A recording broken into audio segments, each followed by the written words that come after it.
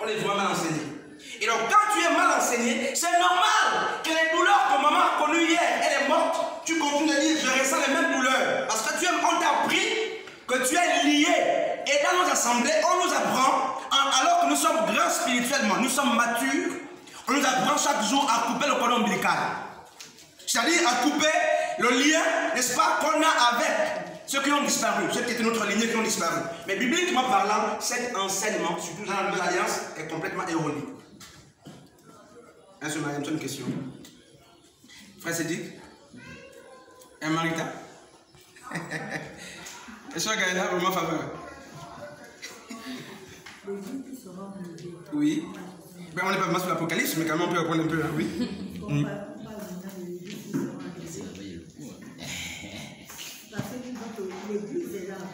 L'église est là. Mais spirituellement, l'église est spirituellement. Physiquement aussi, oui. Quelle est cette église qui sera enlevée, qui ne sera pas jugée? En fait, sur quelle base tu seras enlevé? Parce que Dieu t'aura trouvé, n'est-ce pas, tu auras trouvé grâce. Je ne dis pas que tu seras enlevé parce que tu n'as jamais péché ou non. En fait, Paul le dit clairement que nous sommes sauvés, n'est-ce pas, par la grâce. Au moins de la foi, et c'est un don gratuit de Dieu. En fait, l'église qui sera enlevée, ceux qui seront enlevés, auront trouvé grâce aux yeux de Dieu. Et la preuve, n'est-ce pas, qu'ils ont trouvé grâce, c'est même l'enlèvement. Sinon tu restes. Voilà. Donc, Dieu ne peut pas t'enlever.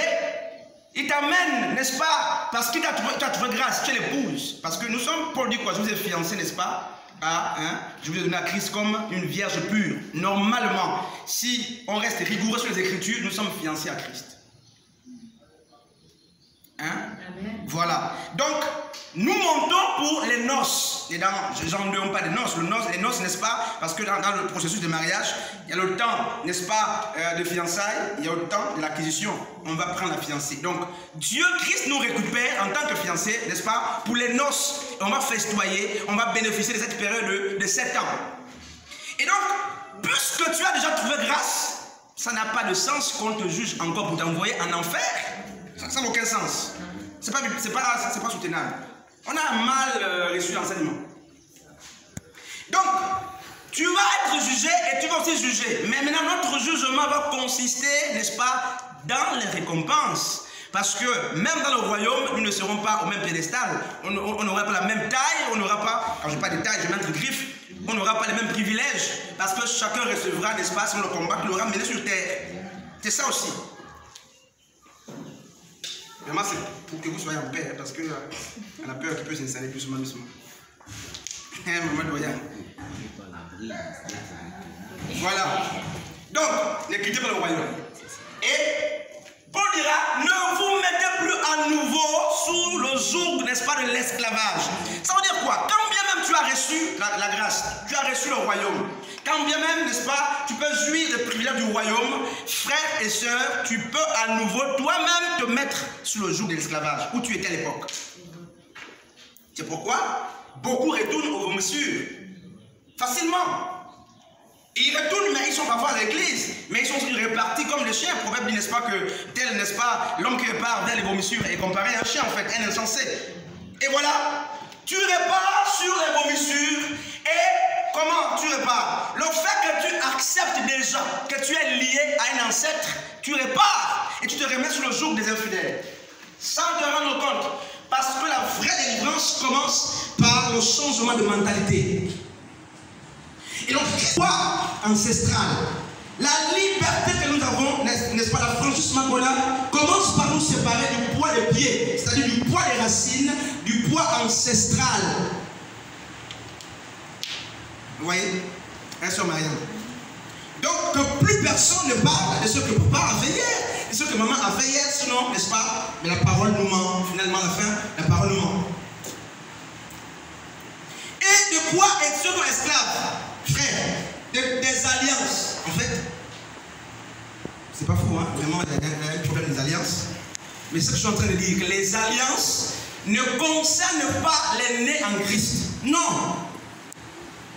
Le message, si tu as des problèmes des alliances, ça veut dire que tu t'es réunissé toi les alliances. Parce que ça se passe comment? Né de nouveau, une fois, tout se fait. Tu as le salut. Hein, ça c'est dit. Le jour que tu es né de nouveau, c'est ce jour que tu as eu le salut. Normalement. C'est ce jour que tu as le baptême du Saint-Esprit, les dons du Saint-Esprit. C'est ce jour, n'est-ce pas, que Dieu t'a transporté dans le royaume. C'est ce jour que tu as, n'est-ce pas, d'après ce qui est écrit dans Ephésiens 1:13, que tu as reçu le sceau de l'Esprit de Dieu.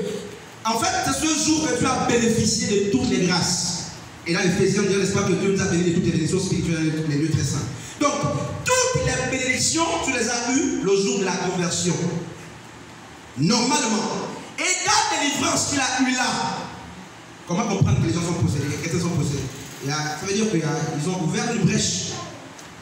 Eux-mêmes. Un soir, ils ont ouvert une brèche. Un soir, Joyce. C'est une brèche qu'on a ouverte. C'est pourquoi Paul dit, ne vous mettez pas à nouveau sous un joug. Regardez l'exemple très simple. Est-ce que vous savez que le fait même d'observer les jours, les mois et les semaines, c'est un jour étrange? Mahan, tu dis quoi? Explication. Comment? Malade 4 10, on va lire. Vous observez les mois, les temps et les années. Je crains d'avoir inutilement travaillé pour vous. Vous voyez, en fait, le peuple était dans la crainte. Pourquoi? Parce qu'il veut un temps où, en fait, on lui disait, ben, comme nous aujourd'hui, hein, le 31 est passé, tu n'as pas fêté. En fait, t'habites, ça tu. Voilà. La fête de Noël est passée, par exemple, hein, tu n'as pas. Et ça pesait. Et ce peuple, n'est-ce pas, de Galates, était tenu captif. Et Paul dira, non, mais vous êtes libérés de ces choses-là. Donc, vous n'avez plus à vous coincer dans l'observation des jours, n'est-ce pas, des mois, des semaines, des temps. Donc, si vous en passez, que personne ne vous condamne. Je ne dis pas que vous ne pouvez pas fêter l'anniversaire, c'est pas ce que je suis en train de dire. Elles sont grâce. Donc, prenez l'exemple très simple. Le dimanche qu'on observe, nous savons tous, tout le monde là sait que dimanche, c'est pas le jour de Dieu. Nous tous là, on sait ça. Voilà. Voilà. Nous tous là, on sait. Sauf si maintenant, tu as reçu notre enseignement, on va discuter. Mais tout le monde sait que dimanche, d'après la pensée de Dieu, n'est-ce pas? Mais c'est pas le sabbat, c'est pas le jour du sabbat voulu par le Seigneur. On sait, on connaît l'origine de ce jour-là. Ça va au Conseil de Nicée des 35. Que les catholiques ont ramené ça à dimanche. On le sait nous tous. Mais sinon, Moïse le présentait samedi. Voilà, nous tous on le sait. Alors, quelqu'un qui est esclave dira que j'ai manqué un exemple. Je ne vous dis pas de manquer. Mais quelqu'un qui est esclave dira j'ai manqué dimanche, je sens que j'ai péché. Non, voilà, tu es esclave. Quelqu'un qui est esclave, Dieu lui donne la grâce d'avoir un emploi où là, il a peut-être 150 000 ou 500 000, mais il travaille jusqu'à dimanche.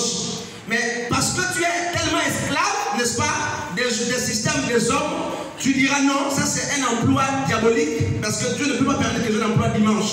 Tu es esclave en fait. C'est ça, il faut qu'on libère les pensées des gens. Parce que pour toi, on t'a dit que Dieu, l'adoration de Dieu c'est dimanche. Et donc, ça fait que, parce que tu n'es pas là dimanche, tu n'es pas en paix. Qu'est-ce que tu fais dimanche que tu peux faire mardi? Qu'est-ce que tu fais dimanche que tu peux faire vendredi, jeudi, mercredi? Il y a quelque chose à dire là? Voilà. C'est pourquoi, soyons aussi humbles et reconnaissons que nous sommes des bébés conçus dans l'utérus des catholiques. Nous sommes des catholiques là, nous tous, nous sommes catholiques. Amen. Mais bien sûr. Nous sommes des catholiques et très peu sont libérés de ce joug-là, de philosophie des hommes. Regardez, dans la pensée de Dieu, et même les époux l'avaient compris, le jour commençait à 18h. C'est pourquoi il y a un problème sur le jour de la naissance de la résurrection de Jésus-Christ. Parce que chez eux, chez les Hébreux, 18h, quand cela se couche, c'est notre jour qui a commencé. Et les Romains ont dit non, le jour c'est 24 heures. Et voilà la confusion sur le jour de la naissance. Hein, frère? Combien sont-ils libérés de ces choses-là? Combien? Combien, frère? Combien sont libérés de ces choses? De quoi es-tu encore esclave? Il dit, Jean dit, si le Fils t'a franchi, tu es réellement libre. Si le Fils t'a franchi. Et donc, il faut faut que tu trouves l'affranchissement au pied du Fils. Mais beaucoup ont trouvé au pied des hommes de Dieu, au pied des pasteurs, au pied des assemblées, au pied de la vraie délivrance. C'est au pied du Fils. Qui t'a affranchi? Non, qui t'a affranchi? Qui t'a affranchi? Tout le monde va dire Jésus, je sais. Vous voyez, frère, quand on est emprisonné, quand on n'est pas conscient qu'on était libéré, frère, des dogmes, du poids ancestral, même notre manière d'adorer, de louer Dieu, frère, elle est fermée. Elle dépend de ce qu'on nous a prié. Je vous dis la vérité, frère. Vous avez vu? On nous a appris que pour s'approcher de Dieu, il faut se mettre à genoux, frère. Vous avez vu? Alors, suivez selon mon regard. Observez comment c'est fait le dimanche. Nous allons demander pardon, tout le monde à genoux. En fait, nous sommes beaucoup esclaves. Et quand le frère ou la soeur à côté de toi ne se met pas à genoux, tu juges vite. Amen. Tu vois? Oh non, le frère il résiste beaucoup. Non, mais en fait, tu es esclave d'une méthode des hommes. Tu es esclave. À quoi ça sert de venir avec les genoux fléchis, mais avec un cœur qui est hautain? Amen. Voilà. C'est ça le problème, frère. Il y a des vrais problèmes. On est tellement esclave de la religion qu'on se dit que pour tous les problèmes, il faut jeûner. Vous savez, c'est comme ça que ça se passe. Pour tout un petit problème, jeûne d'Esther. Non, mais c'est la religion, c'est tu es esclave d'un système. Attention, le d'Esther. On est tellement esclave. En fait, là, on est dépouille les petits trucs là. Que pour toi, le jeûne, c'est forcément à 24 heures. Est-ce que c'est l'esclavage? En fait, je ne sais pas, mais on est esclave. Un homme spirituel dira, je fais un jeûne de 2 heures. Oui, bien sûr. Amen. Un homme spirituel dira, mon jeûne commence à peut-être midi, se termine à 15 heures. Tu n'es pas esclave de méthode. Parce qu'il n'y a aucun support public qui impose que le jeune doit faire, n'est-ce pas, 24 sur 24 ou 18. Non. Ça, c'est les gens qui ont fait, conduits par le Saint-Esprit. Et nous aussi, on peut se conduire. On met en place ce que Dieu nous dit. Amen. Esclave, frère. Quand tu es esclave, le péché d'hier, tu es peut-être culpabilisé aujourd'hui. Mais je vous dis la vérité, frère. Vous n'allez pas bien au Seigneur parce que vous culpabilisez sur les trucs d'hier. Non, Jésus a dit, Dieu a dit ne pensez plus aux événements passés. Ce que Dieu dit. Et je pour habitude de dire, même si les frères ne sont pas d'accord, même si les frères me l'appuient, ok. Mais je sais que, frères et sœurs, 1 seconde après que j'ai commis un passé. Donc, maman Anne, même si tu as insulté, tu as fait 1 seconde, après la repentance, normalement tu dois rentrer en paix dans la présence de Dieu. Amen. Mais on t'a dit non, tu as beaucoup péché vraiment pour Dieu. Ça, il faut beaucoup de moyens, il faut vraiment venir et revenir. Ah, ça c'est le problème. Et tu te déconsidères toi-même. Tu es déconsidéré. Tu fuis le regard des autres. Tu fuis le milieu des autres. Tu fuis la présence des autres. Tu culpabilises. Alors que Dieu t'a affranchi. Il t'a affranchi. Vous avez vu? Les systèmes nous ont rendus esclaves. Surtout les systèmes de nos pères. Même les enseignements de nos pères. Regardez. Moi, je suis très conscient que ça gêne beaucoup. Mais soyons bibliques. Regardez en fait. Dans nos églises, par exemple, dans 10 assemblées, non, 9 sur 10, on vous dira par exemple que c'est le pasteur qui veut baptiser les gens. C'est le prophète. Mais c'est fort. On le sait tous que c'est fort. Tous les disciples peuvent et doivent baptiser normalement. C'est biblique. Vous voyez? Maintenant, les systèmes des hommes nous ont tenus captifs. Ça fait que lorsque tu te lèves, par exemple, tu vas évangéliser, il y a une âme qui s'est convertie, tu cherches le pasteur pour que le pasteur baptise. Tu es esclave. Tu es esclave d'une méthode. Vous voyez, frère, Philippe était diacre. Dieu le conduit, n'est-ce pas, avec les nuques éthiopiens. Et les nuques éthiopiens disent, mais voici l'eau, qu'est-ce qui m'empêche de baptiser? Philippe, qui était diacre, n'est pas parti chercher dans le pasteur quelque part pour dire, bon, s'il te plaît, pasteur, viens baptiser. Non! en fait, il a baptisé. Donc, dès que tu es là, normalement, tu peux baptiser. Mais plus, maintenant que je parle même, tu es gêné. Parce qu'on t'a éduqué d'une manière. Et même quand on lit la Bible, on lit la Bible avec les radars de la culture, de ce que papa m'a dit hier, de ce que maman m'a dit hier, de ce que je sais. En fait, quand tu lis la Bible, ce que tu veux voir, c'est ce que tu sais là. Voilà pourquoi je ne parle plus aux gens. Parce que quand tu prends la Bible, tu as une idée de la louange. Quand tu ouvres la Bible, même quand tu lis, tu veux entendre, tu veux voir ce que tu sais là dans la Bible. Donc si Dieu te dit autre chose, tu dis non, là c'est une autre pensée que tu m'habites. Pourquoi? Parce que tu lis là avec les radars de la culture, les radars de la tradition. Combien sont-ils affranchis? Non, non, je suis libre en Christ, c'est faux. Tu n'es pas libre. Tu es libre. Tu es libre au point que tu n'arrives pas à dire la vérité à ton frère à côté de toi, tu n'es pas libre. Tu n'es pas libre. Tu es libre. Ah frère et soeur, la liberté, c'est autre chose. Hein?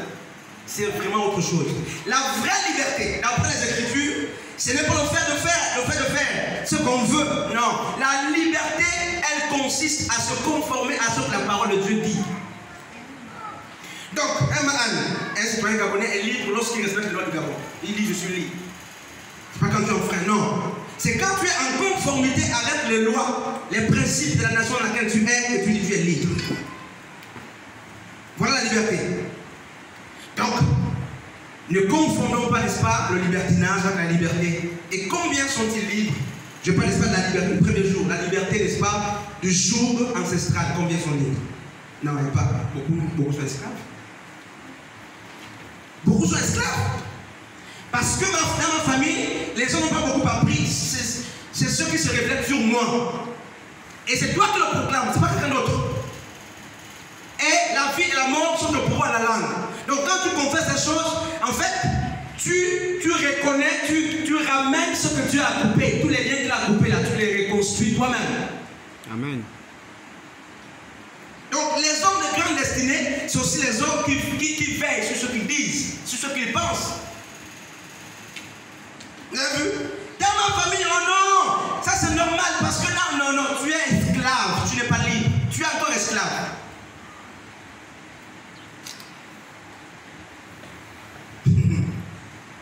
On peut prier pour un chrétien, il y a une maladie qui peut passer, mais un chrétien, c'est comme là où le frère on fait là, il a peut-être 10 ans, 15 ans, je ne sais pas. Je vais dire, Dieu te montre comment on coupe le cordon ombilical. C'est pas sérieux. Ça n'a pas de sens. Ça n'a pas de sens. C'est comme ça que nous sommes. Prie pour moi. Il y a trop de prix pour moi. Prie pour moi ici et là. Trop de prix pour moi. Pourquoi? Tu es là. Normalement, c'est toi qui dois commencer maintenant à prier pour les gens. Mais tu veux tout compris pour toi. Toi. Bon, maintenant je vous pose une question. Combien de fois vous avez vu Pierre en train de chercher une prière? Paul, Marc, Jean, Barthélemy, toutes ces personnes-là, combien de fois? Combien? L'esclavage, frères et sœurs, c'est quand tu es allé avec une femme ou un homme et tu sais, n'est-ce pas, que Dieu te met dans le cœur que non, ma femme là, c'est pas une bonne femme, et tu es esclave les yeux des gens. C'est ça? Ouais, bien vu frère. Parce que tu te dis, mais qu'est-ce qu'on va dire? Qu'est-ce que le regard, qu'est-ce que l'autre va me dire là? Qu'est-ce que la soeur va dire? Qu'est-ce que le frère va dire? Qu'est-ce que la famille de la fille ou de l'homme va dire? Et tu restes. Tu es esclave.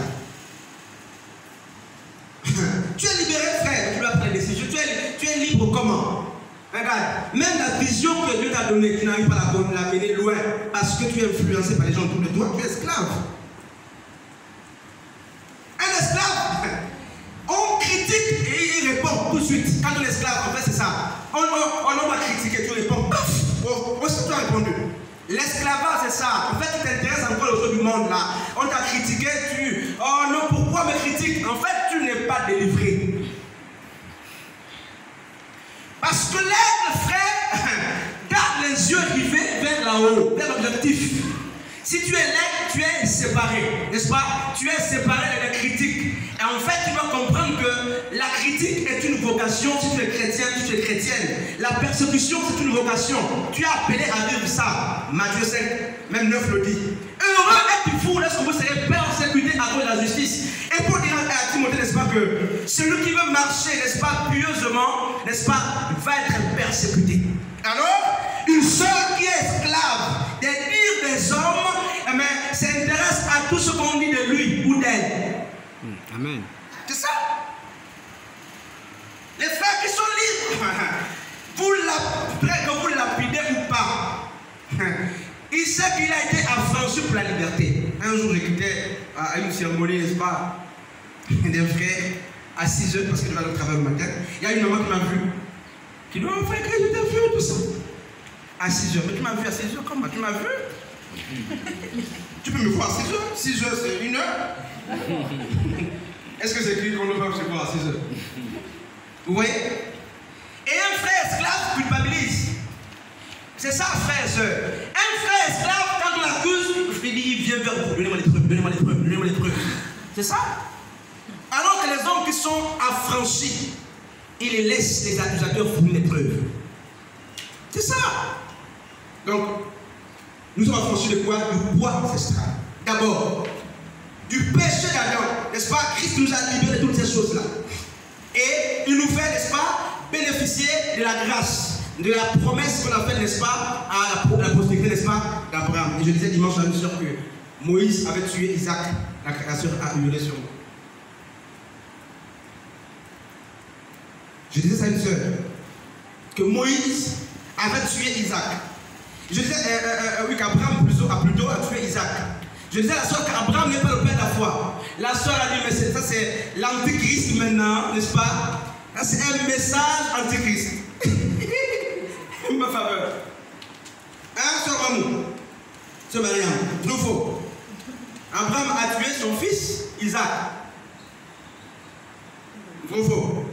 Genèse 22, c'est vrai ou faux? Vous avez vu? En fait, nous sommes malades. Je vous dis la vérité. On doit, il faut la réforme. Il faut qu'on soit humble, n'est-ce pas? Qu'on s'assied quand on a des réunions, qu'on commence à tailler certaines choses. Oui! Parce que si Isaac ne mourait pas, Dieu ne va pas dire à Abraham, laisse ce que tu me crains. Attends. On va acclamer. Il faut qu'on m'acclame la parole. Oh, frère et soeur.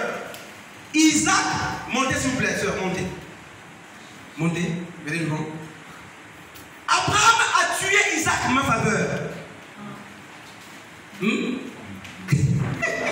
Amen, frère pasteur Zano. Bien sûr, la Bible dit que Dieu sonde les cœurs et les reins.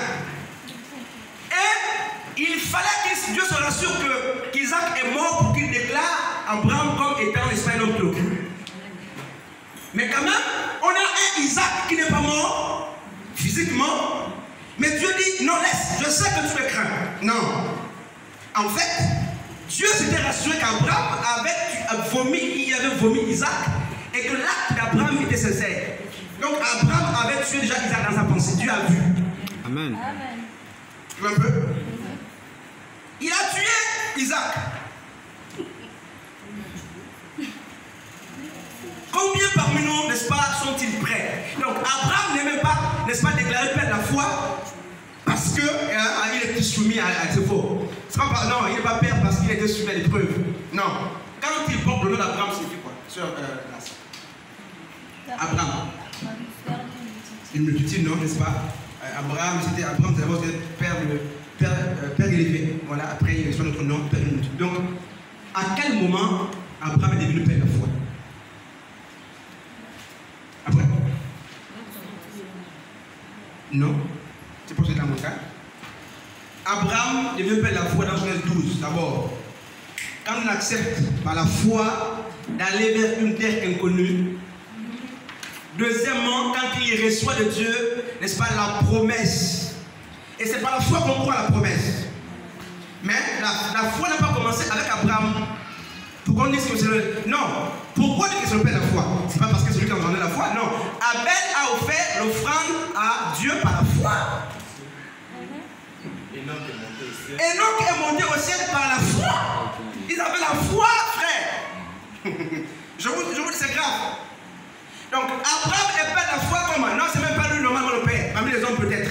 Parce que la Bible dit que c'est Christ qui est le producteur, n'est-ce pas, et le consommateur de la foi. Le père, c'est celui qui engendre la foi.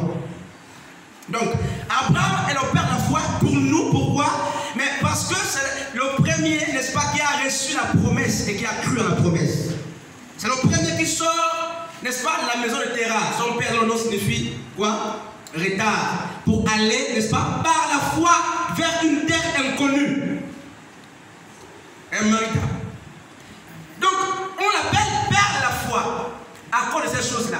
C'est pas qu'il était soumis à une épreuve que nous, on ne peut pas supporter, c'est faux. À l'heure actuelle, il y a des hommes qui subissent les épreuves qui sont plus que l'épreuve d'Abraham. On a bien sûr 1 roi 4. Voilà, on nous dira que ça nous mettait l'homme le plus sage de la terre. C'est fort. Ouais. Parce que, en fait, on ne lit pas les Écritures. En fait, il y a des problèmes. Hein? Luc 11, je pense 31.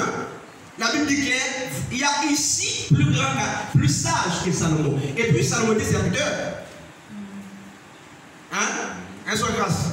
Nous sommes les filles, nous sommes les fils, enfin nous sommes les épouses. Maintenant, c'est ça là. Comment un serviteur va avoir plus d'intimité avec le maître que l'épouse de ce maître? Un seul Mariam. Abraham est serviteur de ce fils. Il n'était pas fils, il n'était pas chrétien. Salomon n'était pas chrétien. Voilà. C'était pas le fils. C'était un serviteur. Moi, je suis fils. Tu es fille. Nous sommes la femme de Christ. Yahushua. Nous sommes l'épouse. Et la sagesse, c'est un secret. N'est-ce pas? Jacques dira, celui qui n'a pas de sagesse demande à Dieu. Et la sagesse, c'est aussi la nature du Saint-Esprit. Ils n'ont pas les de sagesse. Et Salomon, n'est-ce pas, n'était pas un temple qui abritait définitivement le Saint-Esprit. C'est nous. Avant nous, il n'y avait pas l'effusion totale du Saint-Esprit. On le sait tous. Amen. Donc, c'est des portions qu'il réservait pour des temps, n'est-ce pas, des périodes bien précises. Et voilà. Donc, Salomon, en tant qu'esclave, en tant que serviteur, il reçoit une portion de sagesse. Et quand même, on dit de lui que c'est l'homme le plus sage de la terre. Comparé à qui? Au fils ou à l'épouse de Christ que nous sommes. Non, c'est pas sérieux. Et même Jésus homme, Luc 11 le dira, Jésus homme, pas Jésus Dieu. Jésus homme était plus sage que Salomon. Maintenant, vous dites que Salomon était plus sage, sur quelle base? Sur quelle base? On va commencer l'enseignement là. Dans 20 minutes, on termine l'enseignement. Vraiment dans 20 minutes. C'est déjà comme ça qu'on va commencer à l'heure, ou bien les gens à l'heure. Ça va un peu amener les jeunes à l'heure aussi. Là. Voilà. Vous voyez, frère, combien sont-ils libres? Il n'y a pas. Nous sommes esclaves des enseignements. Esclaves, vous voyez, il y a les gens qui ont les chapelets, les reliques, il y a des maisons. Quand tu viens ici, là, tu enlèves. Quand tu repars, tu remets. Esclave. Tu es esclave, en fait. Tu es esclave. Tu es dans une assemblée, tu te rends compte qu'il n'y a pas la vie là. Tu sais que c'est la mort qui est communiquée. Mais parce que tu es esclave, tu es venu par le biais d'une soeur, d'un frère, c'est l'église de papa ou de maman. Tu es attaché. Mais tu sais que tu es esclave, il n'y a pas la vie. Tu ne peux pas t'en séparer. Tu es esclave. Mais après tu dis, je suis libre dans le Seigneur. Tu n'es pas libre, ma soeur, mon frère. Tu n'es pas libre. Esclave, frère, du poids ancestral. Et dans le jour 2, c'est le présent. Et beaucoup sont esclaves de quoi, frère? Même pas dans votre péché de Satan. Esclaves d'eux-mêmes. De la chair. Combien parmi nous, n'est-ce pas, ont-ils pu assujettir leur chair? Combien? Combien peuvent-ils dire, bon, moi j'ai fait 5 ans, je suis plein avec une femme ou un homme? Non, il n'y a plus, frère.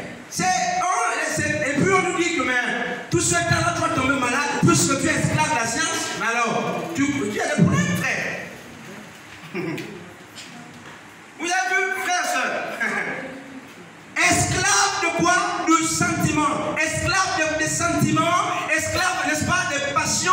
Esclave des murmures, n'est-ce pas? En fait, tu es esclave de la chair de toi-même. Et quand nous nous rassemblons, au lieu, n'est-ce pas, d'accentuer les prières sur nous-mêmes pour qu'on se tue, et n'est-ce pas, mais nous, on attaque l'ennemi. Non? On Satan. C'est biblique. On ne lit pas, c'est faux. Pas dire je te lis, tu veux lire, chaque jour tu vas lire, tu vas le lier. C'est Dieu, c'est l'ange. Un ange qui va lier Satan définitivement. Donc arrêtons parfois. S'il n'y a pas les mots, nous trouvons d'autres mots, mais pas lier Satan. Non. Tu as vu, frère? Pourquoi? Parce que nous sommes esclaves même de la manière de prier. Je vous dis la vérité, frère. Chacun a un mot là. Tu glisses. Je connais les mots de frère et soeur. Esclave. Il y a des problèmes, frère. Je te lis. En fait, non, en fait, je vous dis, frère, il y a des vrais problèmes. Vous avez vu des frères qui dorment avec les Bibles au chevet du lit ou les Bibles ouvertes, tu es esclave.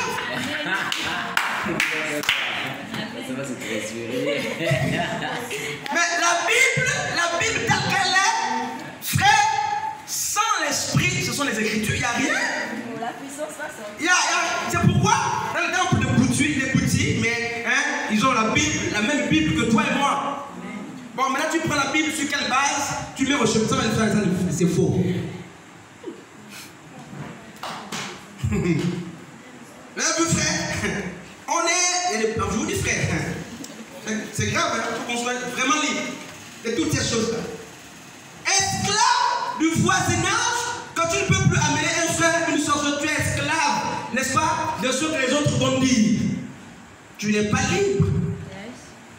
Ah, si je viens de toi à la maison, non, en fait, tu n'es plus esclave. Tu n'es pas libre. Vous avez les frères qui mettent les noms sur la dîme du frère, parce que Christ, tu es esclave. Parce que tu veux que les hommes te voient. La Bible dit que ce que ta main droite tu fais, la gauche ne doit pas savoir. La Bible, on ne met pas le nom. Si tu mets, tu es esclave. En fait, tu veux peut-être une nomination ou tu veux être vu. Mais sinon, on ne met pas. Amen. Alors, sur l'enveloppe, dîme, pasteur Christ. Non, moi, quand je vois ça, je ris comme dans la cachette.